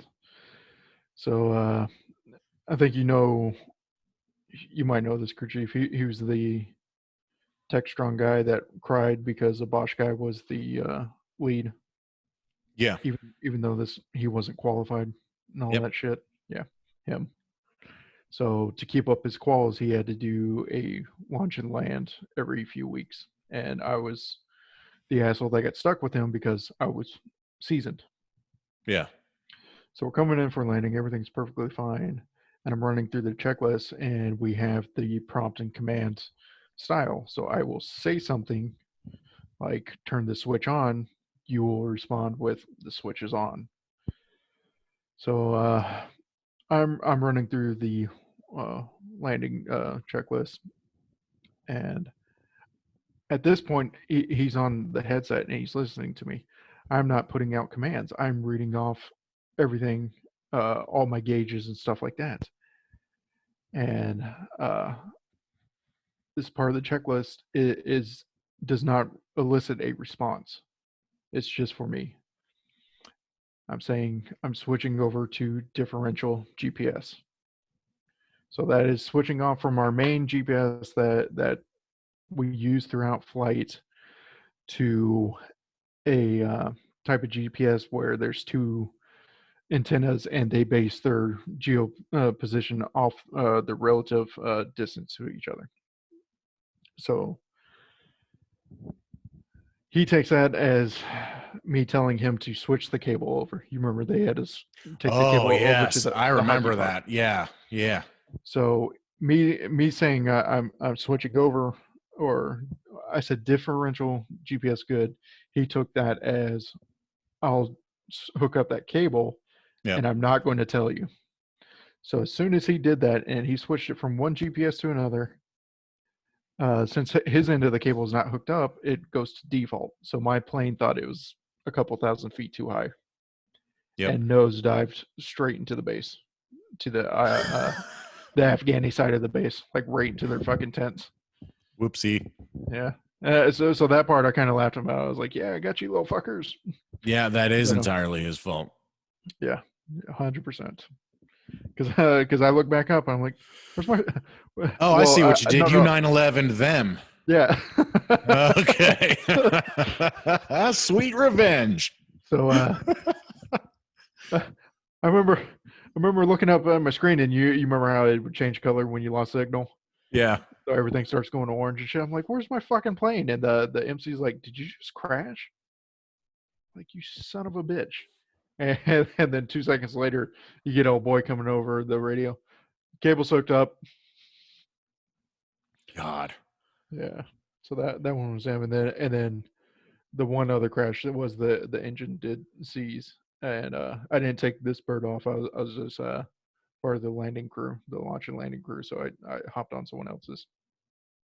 And on the way, yeah, it wasn't even a 2 or 3 minute turnover. The engine seized because that was the whole Oh, reason they're bringing it back. And at this point, we were too far away. We weren't going to be able to glide over. And they had been taking our down birds and turning some of the parts into IEDs or shrapnel for IEDs. So they said, "Don't lay it down on its belly. Nice. We're not going down to recover this one. Fucking destroy it." And I was like a giddy little schoolgirl getting to destroy this plane on purpose. So, so that's funny. Describe to people what people would do whenever they found. So we dropped so many birds. I don't know how many. Like as a company, there was just aircraft littered across Afghanistan. There's no way they made money off that contract with the amount of birds that went down. So yeah, that's questionable. So what did townspeople, what did village people do whenever they found these planes? they would tie a rope around what they thought was the neck and drag it into town like it was some kind of roadkill or something. And there's a couple avenues that they would go down from there. They would either A, try to sell it back to us. They say, "No, my friend, this is mine." Two, they would strip it for parts and use it for various things. Could be a new decoration on one of their bongo trucks. I saw one of them flying around or driving around with wings on the side. Hold on. How many times did the U.S. government pay to get their planes back? Did people ever pay? Did that work? Not that I know of. I don't think we ever paid for any because there was nothing we needed off of it besides just having it back. Yeah. Because they didn't have any zipper hard drives or anything like that, or any special encryption. So Yeah, it's more like a pass-through system. Data freely comes out of it to, the ground stations stored elsewhere. yeah, all the good shit's back with us. Yep. And the last part would, since it's in a tube-like shape, they would take the guts out and put like a mortar round inside of it or something like that, and use it as a IED. So that's when they really got mad at us for dropping all these birds out of the sky as we were giving them ammo. So we and then telling them to go pick them up for us, and then yeah. also they might have already been tampered with a fucking explosive in the fuselage. I mean, and we weren't even sending our own guys. We were sending the fucking Georgians. They stopped going. Yeah, we weren't doing any American patrols the last time I was out there. Yeah. Oh, the Georgians. God. We've got some colleagues we've worked together that have great stories about Georgians. Yeah, when we were, I got one too. We were doing the retrograde from Dwyer up to Leatherneck, and so more space opened up. So those 2-man cans, those little trailers that we lived in, Mm-hmm. space opened up for them to move out of the tents and into those. And they weren't real sure on how to use the sit-down toilets. I don't know what they have in their country. But walking by one day, the door's wide open and old boy's taking a shit in the sink Oh because no! he thought it was a bidet or something. I don't fucking know. Yeah. When people talk about education and they're concerned about like girls going to school and like people becoming doctors and stuff, I think of stories like this where I'm like, that's not the education gap. The education gap isn't we need more neurosurgeons around the world and that developing countries will produce them. To me, the education gap is this is how plumbing works. This is electricity and how it works. Here's penicillin and why you desperately need it. And that's an STD on your face. And, like this is how to read, how to follow instructions. Yeah. Yeah, it was a bit disturbing how many of them actually had boils and shit on their face that would pulsate at you. Ugh, Remember gross. seeing that shit in the chow hall? They would just talk to you. They'd be like, hey, man. Yeah. You'd be like, what? Did that It's just talk fucking to me? flexing.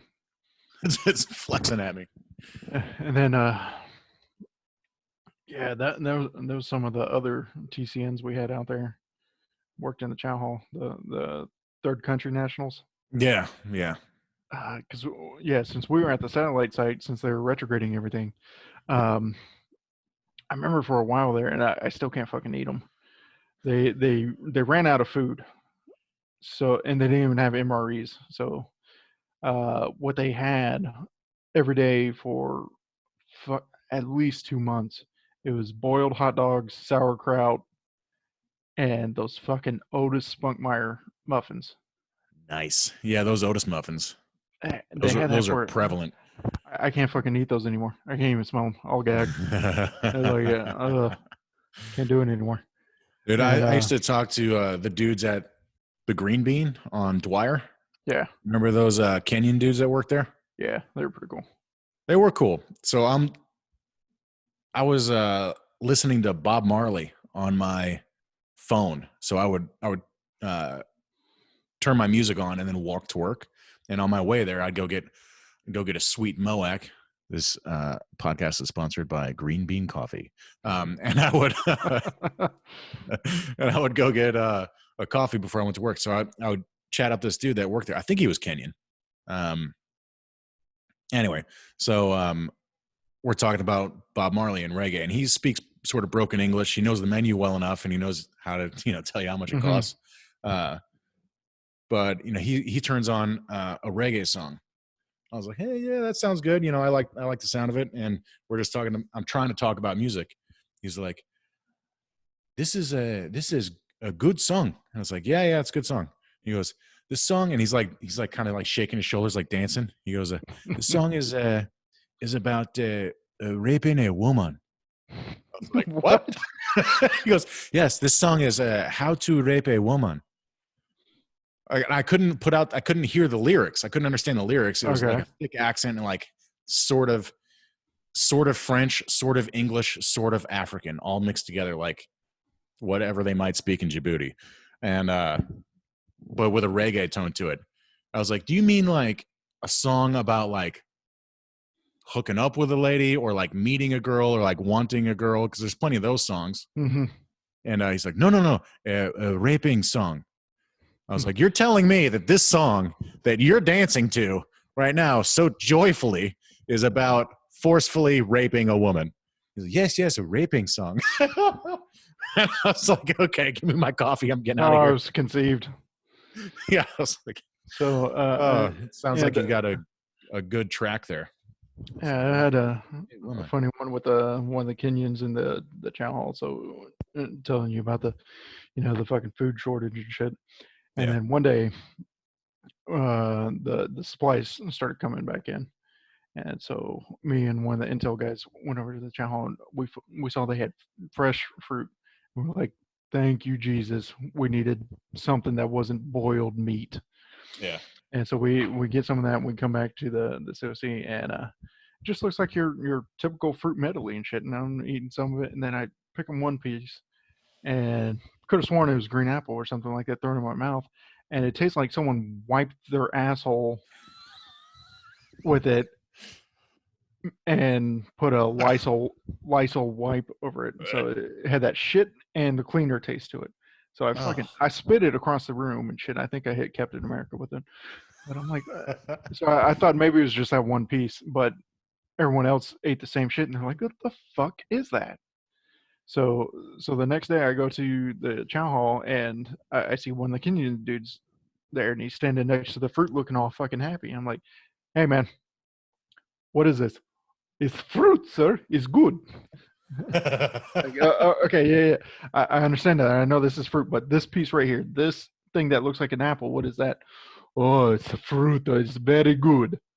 And he just wasn't getting it. So I finally caught one of the workers in the back and shit, like the manager or something, Karen, and brought her out. I'm like, "What the fuck is that?" And she goes, "Oh, those aren't supposed to be in those. Those are Afghan pears. Those are supposed to be at the Afghan side of the base." I was like, that explains I was like, "That's a fucking pear." She goes, "Yeah, they fucking love them over there." It's like, God, that thing was the nastiest shit.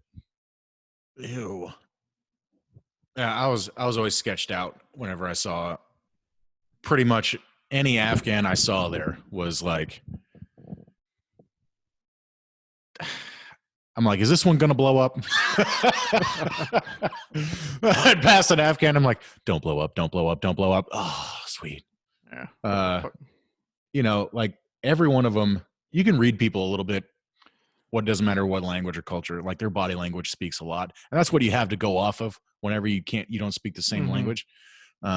So if people have like shifty eyes all the time, like they don't make eye contact, or they make too much eye contact, stuff like that, like I don't know, I don't feel comfortable here. Every now and then you'd find out that there'd be like some inside job going on where an SF team or whatever got blasted in the back by one of their Afghan counterparts, and I'm like, when is the guy in the bazaar that's eating those weird ass fruits you're talking about, when is that guy gonna fucking blow up or pull his gun out or whatever? When you call him out on his bullshit at the Haji Mart. Yeah, I'm not paying $400 for your rug.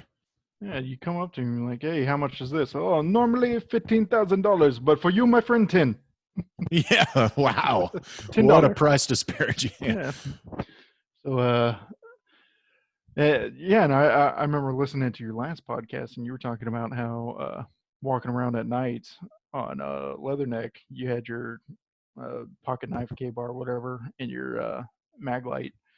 Yeah. Because I remember people getting fucking kidnapped off there on that side.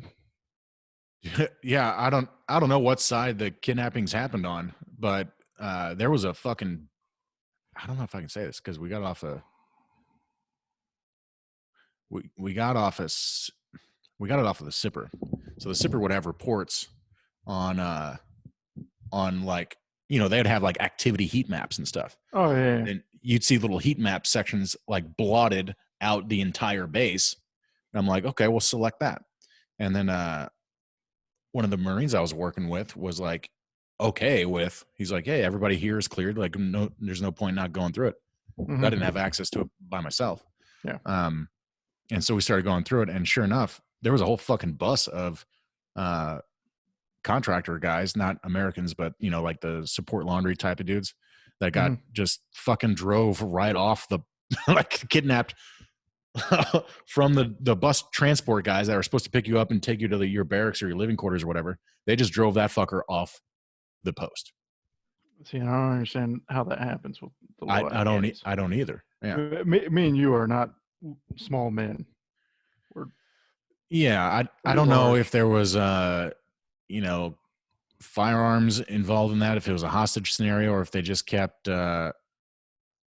if they just kept driving and nobody said shit and was like, "Hey, are we going to a different place on base?" They'd have to have firearms because they're not coming at someone our size and shit and saying get in the fucking van. I mean, they're the size of like 10-year-olds and shit, and I'm pretty sure I could kick the shit out of a bunch of 10-year-olds before they got me. I think it was something like drive the bus the normal route, pick up a handful of people, and then drive that fucker off the base. Yeah. I think it was something like that. But I don't know. I wasn't there, but it did happen right before we got there. So it was within, one calendar year. I'd imagine it was within 6 months of us showing up there. And that was an incident where it was 5 people were on the bus that got kidnapped, I wanted to say. And then there was 2 other individual kidnappings off that post. So I was like, especially once I found that out, I was suspect of everything. And I should have been going into it, like foolish enough to, as you fly into these bases, they look like fucking cities. They're huge. Leatherneck was massive. It was much bigger than I had ever imagined it to be. And you're like, oh, this is what like $1 trillion of war effort looks like. And then when you fly in there and there's all these, hard buildings and semi-permanent structures and stuff, and you're like, look at all of these Marines, look at all of these soldiers. And you've got all these coalition guys there too. This is amazing. There's nothing to worry about. That's fucking foolish. There is stuff to worry about. You should always keep your eyes open. Yeah. Shit. The danger didn't even end when we left the country. I don't know if you heard about that story, but Tits McGee, she almost got arrested in Dubai. And I think she did too. Say, you too? Really? Yeah, mine was. It's because she wasn't wearing her burqa. No, it was. She walked out of the airport, and Dubai is the prostitution capital of the world. So she's a small girl, but she's got some huge knockers on her. And someone saw her and said, "How much?" I'm gonna send her the link to specifically this podcast. Oh, that's funny. Yeah. How much for the knockers, lady? So wait, somebody was soliciting, or somebody was like, "Hey, get in this van so that you now work for me." What was going on? Soliciting, there? I think. As I remember the story, I think someone asked her how much, so they thought she was a Russian prostitute. Yeah, those Russian prostitutes, man, they make it all around the world. It's like Russia's main export is hot prostitutes. Yeah. And then my incident was a little bit different. They didn't want to see your titties? I guess not. I said it's free. So low cost for you. Normally it's $15,000, but for you 10. Yeah. I was coming back, and I think this was about the 6-month mark, and I hit the airport, and they have the hotel inside the airport. Yeah. So I wanted to go there and just take a regular shower. I just wanted to wash the fucking crust off my balls. So I get in there and take my shower and stuff, and I'm walking around the room drying myself off. I see the window. I've never been to Dubai before this, so I want to check it out. I didn't realize that window was still inside the airport. Yeah. It's a dome-shaped window, like one of those little bubbles. Yeah. So I propped my lip up there. Then I realized, oh shit, still in the airport. And there's security right below me where they're walking you through the metal detectors with some lady with a hijab on. I was like, all she needed to do was look up, and she'd had a clear shot at my fucking nuts, and I would have been arrested. Yeah. Yeah. Yep. So, there's slight cultural differences. So every time after that in Dubai, I just sat there and waited for my flight like a good boy. Yeah, I don't mess around in Dubai and other places. Like, it's very obvious what you do for a living. Yeah. Like, I think I might have covered it previously on a podcast, but like, whenever you're around contractors and military people and so on, you can spot them pretty easily. And especially if it's your job to spot them, then you get pretty good at it. So I don't fuck around in any of those places. I might be missing out on the opportunity to go skiing indoors in a desert someplace, but it's I'm okay with that because I don't want to be targeted for any nonsense, and I just don't have time for that shit. I just want to like go home at that point. If you're coming back, it's like, why do I want to, risk not going home whenever I've made it this far? Those are some of the worst flights in the world. 18 hours from Dubai to Atlanta. Fuck They that. are terrible. They are terrible. Yeah. Well, ironically, I'm going to cut the podcast short. I was going to keep talking to you, but I am in the library, and this is a rented out conference room that I just crashed because I didn't want to record the conversation in my house. And there are literally a bunch of what do you call them? Girl Scouts outside this conference room staring at me through the glass like, hey, mister, can we have our room, please? We meet here every week, probably. Yeah. They all have like their little badges, like the sewing badge and stuff, little troop numbers and stuff. Make sure you start talking about the dick drawings again before you I will. Off. Yeah, I'm almost done.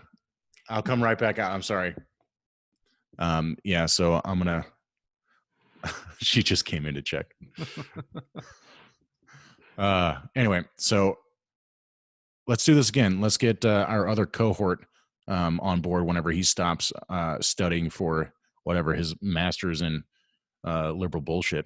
And I do love the guy. We have different political ideas, but he's a good what guy. I would consider a good guy, a good friend of mine. So let's see if we can make this three-way happen in a few months. Absolutely. Love to. Cool.